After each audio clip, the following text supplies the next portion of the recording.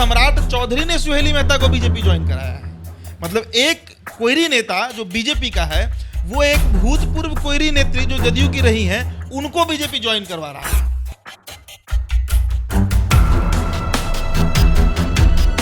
नीतीश कुमार को 2024 लोकसभा चुनाव में कोयरी वोट छटकने का मतलब क्या होता है और वो दर्द क्या होता है वो समझ में आ जाए। 2000 में जब बिहार और झारखंड का बंटवारा हुआ, तब तक बिहार में जो कुर्मी जाति की आबादी थी, वो आबादी अब बिहार में नहीं रही। झारखंड जब से अलग हुआ, उसके बाद 80% से अधिक जो कुर्मी है वो झारखंड में चले गए। 2020 में भले ही चिराग पासवान पर यह आरोप लगता है कि उन्होंने जदयू को हराया, लेकिन हराने में एक बड़ी भूमिका उपेंद्र कुशवाहा की भी रही। जहां जहां उपेंद्र कुशवाहा प्रत्याशी उतारे, उन सभी जगह किस जाति का वोट कटा? कोयरी जाति का वोट कटा। सुहेली मेहता का जो प्रकरण हुआ, इसको आप हल्के में मत लीजिए। सुहेली मेहता का देखिए, नेत्री भले सुहेली मेहता छोटी है, लेकिन जिस जाति से आती है, उस जाति में बहुत गलत मैसेज दिया। कोयरी समाज में यह मैसेज लगातार जा रहा है कि बिहार में नीतीश कुमार जो है वो नाइंसाफी कर रहे हैं कोयरियों से। नीतीश कुमार ने बिहार की गद्दी 2025 में की यादव के दे दिया, सौंप दिया है, अधिकारी उसे बता दिया है। अब आखिरकार कोयरी जाति किस बुनियाद पर नीतीश कुमार को वोट करेगी?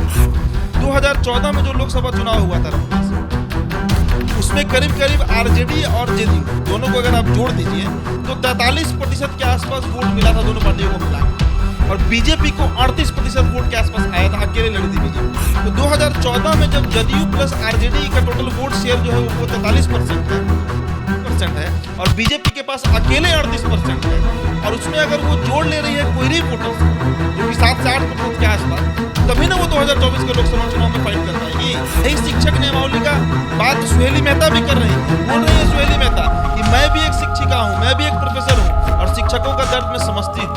नीतीश कुमार ने नाइंसाफी किया है शिक्षकों के साथ, ये बात सुहेली मेहता कह रही है। रोज कोई ना कोई विकेट नीतीश कुमार का गिर रहा है, कभी अजय यादव, कभी आरसीपी सिंह, उसके पहले प्रशांत किशोर और अब सुहेली मेहता। बिहार के मुख्यमंत्री नीतीश कुमार की पार्टी में लगातार टूट मच रही है।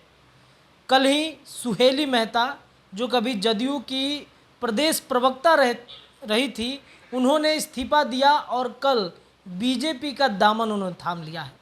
आखिरकार क्यों जदयू में टूट मच रही है और ख़ास तौर पर महिलाओं की सबसे ज़्यादा उसमें से कमी हो रही है जदयू में, इसी विषय पर चर्चा करेंगे। हमारे साथ है हमारे सहयोगी उदिप्त आर्यन। उदिप्त जी, जदयू में टूट मच रही है, लोग निकल रहे हैं, बड़े बड़े नेता निकल चुके हैं वहाँ से। अब कल सुहेली मेहता जो प्रदेश प्रवक्ता रही थी, बहुत ही प्रखर रूप से वो बातों को रखती थी, कल उन्होंने बीजेपी का दामन थाम लिया है। क्या कहना चाहेंगे? देखिए, सबसे बड़े प्रवक्ता और सबसे मुखर तौर से बातों को रखने वाले प्रवक्ता तो अजय आलोक थे। अजय आलोक ने बीते दिनों बीजेपी का दामन थाम लिया। उसके बाद पार्टी फोरम पर जो व्यक्ति सबसे मजबूती से बात रखता था वो आरसीपी सिंह थे, वो भी बीजेपी के हो चुके हैं। और अब सुहेली मेहता का जो प्रकरण हुआ, देखिए, सुहेली मेहता कोयरी जाति से आती है, वही कोयरी जाति जिसकी राजनीति बिहार में नीतीश कुमार लंबे समय से कर रहे हैं। और इस बात को आप मान कर रखिए कि उपेंद्र कुशवाहा का जदयू से जाना और सुहेली मेहता का जदयू से जाना, और भी कई लोग हैं, कई छोटे बड़े पदों पर, सचिव महासचिव के पदों से कई नेता ऐसे हैं जिन्होंने जदयू को छोड़ दिया है। नीतीश कुमार को 2024 लोकसभा चुनाव में कोयरी वोट छटकने का मतलब क्या होता है और वो दर्द क्या होता है वो समझ में आ जाएगा। देखिए, बिहार में भले ही ये लवकुश के नेता माने जाते हैं नीतीश कुमार, लेकिन लवकुश का समीकरण क्या है? लव कितने हैं बिहार में, कोयरी कितने हैं बिहार में और कुर्मी कितने हैं बिहार में, ये नीतीश कुमार को बखूबी मालूम है। कुर्मियों की अगर आबादी की बात कीजिए रत्नेश, तो 2000 में जब बिहार और झारखंड का बंटवारा हुआ, तब तक बिहार में जो कुर्मी जाति की आबादी थी, वो आबादी अब बिहार में नहीं रही। झारखंड जब से अलग हुआ, उसके बाद 80% से अधिक जो कुर्मी है वो झारखंड में चले गए। कुर्मी जाति झारखंड की दूसरी सबसे बड़ी आबादी वाली जाति है, लेकिन बिहार में इनकी आबादी 1.5 से 2% मात्र है, समझिए। और उसमें भी सेंधमारी करने के लिए अब आरसीपी सिंह को लगा दिया गया है। कल ही हमने खबर किया कि आरसीपी सिंह नालंदा में कैंप करने जा रहे हैं अगले 10 महीने साल भर के लिए। अब सुहेली मेहता पर हम आते हैं। सुहेली मेहता कोयरी जाति की मतलब नेत्री रही हैं और एक प्रोफेसर हैं, पटना विश्वविद्यालय में बजाबते सुहेली मेहता प्रोफेसर हैं। और क्या आरोप लगाया है उन्होंने कहा है कि एक गिरोह है जो जदयू में काम कर रहा है, उनका इशारा उमेश कुशवाहा की तरफ है जो प्रदेश अध्यक्ष है जनता दल यूनाइटेड के। उमेश कुशवाहा के प्रदेश अध्यक्ष बनने के बाद से आप नोटिस कीजिए, पार्टी में बड़ी टूट हो रही है लगातार। और उपेंद्र कुशवाहा का पार्टी से अलग हो जाना सबसे बड़ा सेटबैक था नीतीश कुमार के लिए।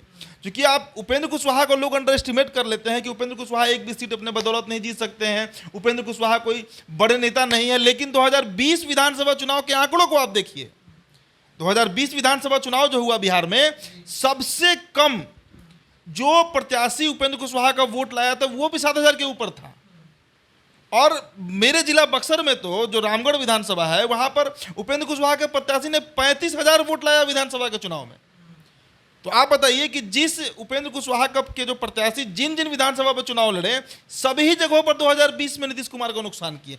2020 में भले ही चिराग पासवान पर यह आरोप लगता है कि उन्होंने जदयू को हराया, लेकिन हराने में एक बड़ी भूमिका उपेंद्र कुशवाहा की भी रही।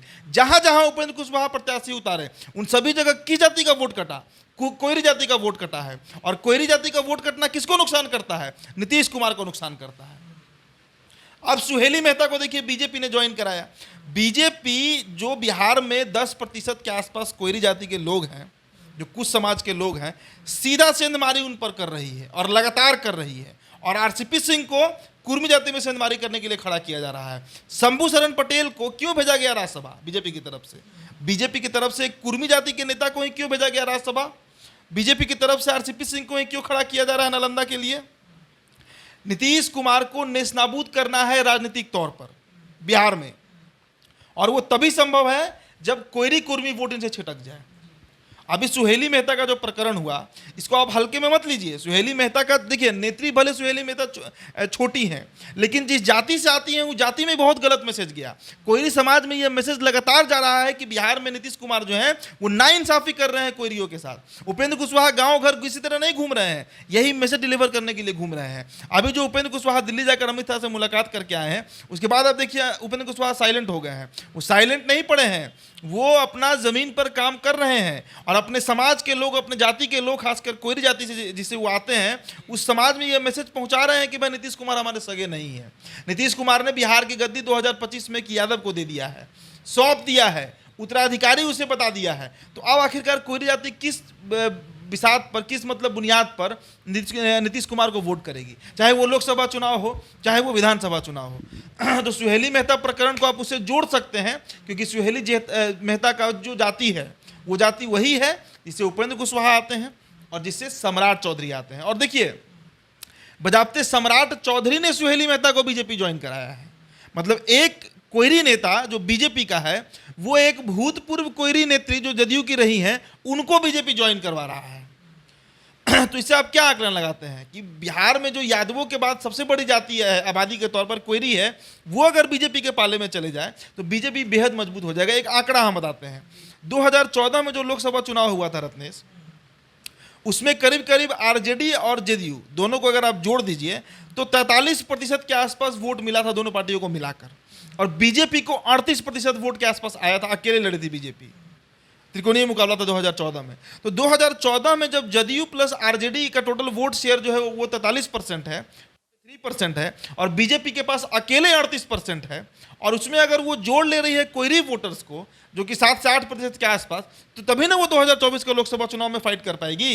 तो एकमात्र मिशन जिस पर बीजेपी बिहार में काम कर रही है वो है कोयरी वोटर्स को अपनी तरफ करना, अति पिछड़ा समाज को अपनी तरफ करना। और नीतीश कुमार का जो चेहरा 2014 में हुआ करता था, वो चेहरा 2024 में अब नहीं है। अब नीतीश कुमार का वो जो एक मतलब एक सुशासन वाला एक छवि जो था, एक विकास पुरुष का जो छवि था, वो पूरी तरह खत्म हो चुका है बिहार में। 9 महीने की सरकार हो गई महागठबंधन की। आप बताइए कि बिहार में कौन सा डेवलपमेंट का काम किया गया, कितने रोजगार दिए गए? सिर्फ घोषणा हो रहा है, सिर्फ अनाउंसमेंट हो रहा है, और अब तो उस अनाउंसमेंट से भी लोग भड़क जा रहे हैं। शिक्षक नियमावली वाला जो मामला आया, ये क्या मामला था?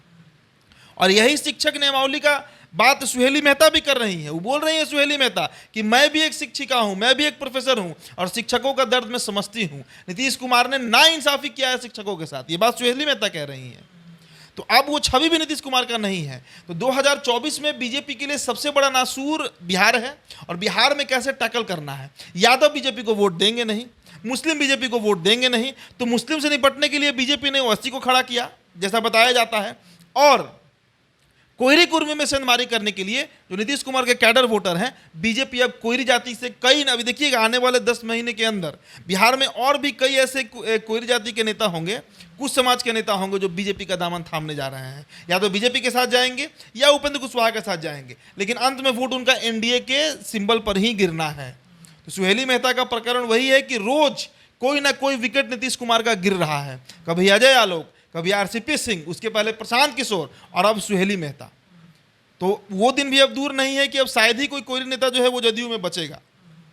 जहाँ तक उमेश कुशवाहा की बात है कि प्रदेश अध्यक्ष बनाए हुए हैं, उमेश कुशवाहा का ना कोई जनाधार है, ना कोई बैकग्राउंड है, और ना ही तो वैसा कोई उनको नेता मानता ही है जैसा जदयू उनको प्रेजेंट करती है। अच्छा, एक सवाल है कि नीतीश कुमार कहते हैं कि महिलाओं के उत्थान के लिए हम तमाम चीज़ें करते हैं, महिलाओं के लिए हमने शराबबंदी कर दिया, नीरा चला दिया, लेकिन उनकी पार्टी में महिला प्रवक्ता लगातार छोड़ के भाग रही है उनकी पार्टी। अब इस पर तो भाई जदयू ही जवाब देगी कि क्या कारण है कि जदयू में अब महिला प्रवक्ता कौन बचा है। अब तो कोई बचा भी नहीं है। अब तो एक अंजुम आरा थी, वो डुमरांव चुनाव लड़ी थी, प्रवक्ता रही नहीं। तो जदयू के आज के समय में वो पार्टी जनता दल यूनाइटेड, जिसके नेता कहते हैं कि हमने महिलाओं के लिए बहुत काम किया, आज उनके पार्टी में महिला नेत्रियों की कमी है।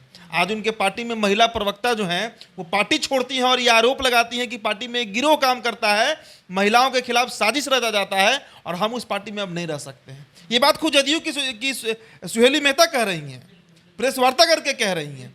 तो इससे भी एक सवाल उठेगा कि भविष्य में जो महिला वोट पर दावा करते आए हैं नीतीश कुमार, वो कितना नीतीश कुमार को मिलेगा, ये भी अब प्रश्न चिन्ह उठेगा जदयू के ऊपर। रत्नेश, चलिए, तो किस तरीके से जातीय को जो गणना है वो बीजेपी एक तरीके से आंकड़ों को जुटा करके बीजेपी तमाम जातियों के लोगों को अपने में समेट रही है। 2024 का चुनाव उसे बिहार में किसी भी कीमत पर जीतना है और इसके लिए लगातार वो प्रयास भी कर रही है। और इधर नीतीश कुमार की पार्टी में भगदड़ मची हुई है, टूट रही है उनकी पार्टी, और 24 आने तक कई लोग उनकी पार्टी छोड़ करके अन्य लोगों के साथ जुड़ जाएंगे।